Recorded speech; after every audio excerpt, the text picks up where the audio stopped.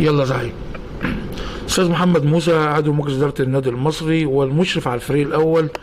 اهلا بيك. وكل الناس بتقول انت مستقبل يعني جامد جدا للمرحله الجايه في عضويه النادي المصري.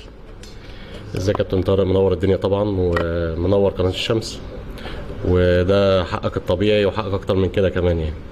الله يخليك يا استاذ محمد. يعني عايز اقول لحضرتك المرحله الجايه والمرحله اللي فاتت والمرحله كان طبعا في حاجات كتير ونواشات كتير، انما اعضاء مجلس الاداره رئاسه المستر كامل والساده النواب ومجلس الاداره بالكامل قد اي حاجه ان شاء الله بفضل الله، وبتلبي رغبات جماهيرنا المحبه للنادي المصري.